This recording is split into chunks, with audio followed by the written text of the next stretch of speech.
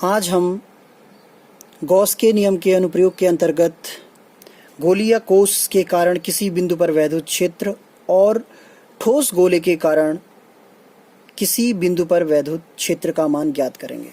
सर्वप्रथम ये समझते हैं कि गोलीय कोष क्या होता है। जैसे एक फुटबॉल है, उसको आप गोलीय कोष समझ सकते हैं। गोलीय कोष यानी कि अंदर से खोखला होता है। गोलीय कोष को जब कोई चार्ज दिया जाता है तो वो चार्ज उस पूरे कोष के बाहरी पृष्ठ पर एक समान रूप से वितरित हो जाता है। जैसा कि इस चित्र में मैंने आपको दिखाया है, गोलीय कोष की तीन स्थितियों में हम वैद्युत क्षेत्र का मान ज्ञात करेंगे। एक गोलीय कोष से बाहर किसी बिंदु पर, एक गोलीय कोष के पृष्ठ पर और एक गोलीय कोष के अंदर।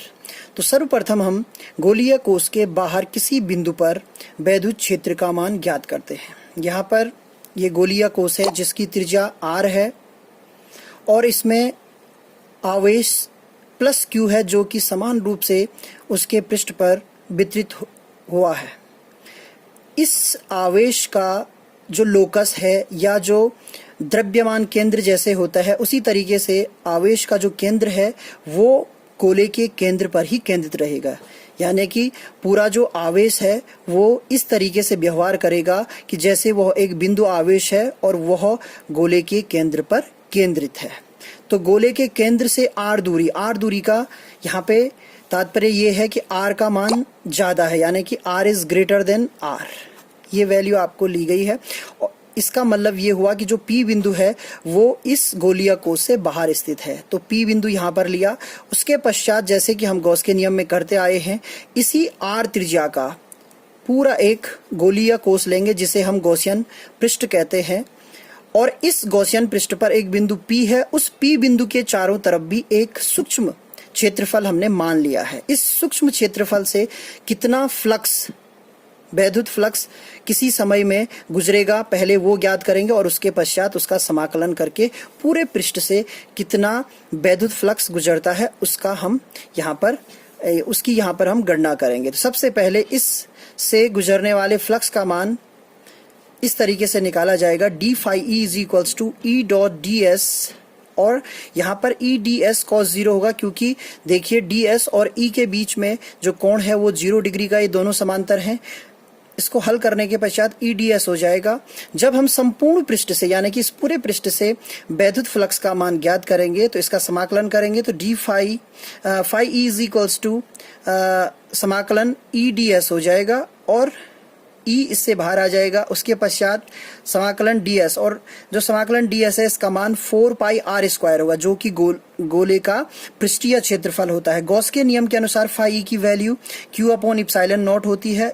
इस मान को समीकरण में रखने पर ई इंटू डी एस, समाकलन डी एस बराबर क्यू अपॉन इप्सिलॉन नॉट, और इसको सॉल्व करने पर E into 4 pi R square is equals to Q upon epsilon naught, और फिर सॉल्व करेंगे तो E is equals to 1/4 pi epsilon not Q upon are square.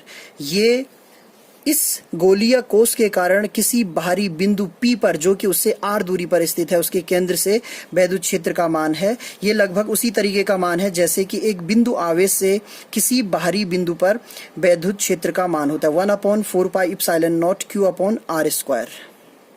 अब यदि हमें इस गोलीय कोष के पृष्ठ पर निकालना है वैद्युत क्षेत्र का मान, तो कुछ नहीं, यहाँ पर r is equals to r रख देना। यानी कि जो r हमने यहाँ से यहाँ तक लिया था उसका मान अगर हम r के बराबर रख दें तो वो बिंदु कहाँ पर होगा, इसके पृष्ठ पर होगा। तो इस फॉर्मूले में हम r की जगह पर r रख देंगे तो हमें वैल्यू प्राप्त होगी 1/4 pi epsilon not Q upon are square. ये इसका मान हो गया।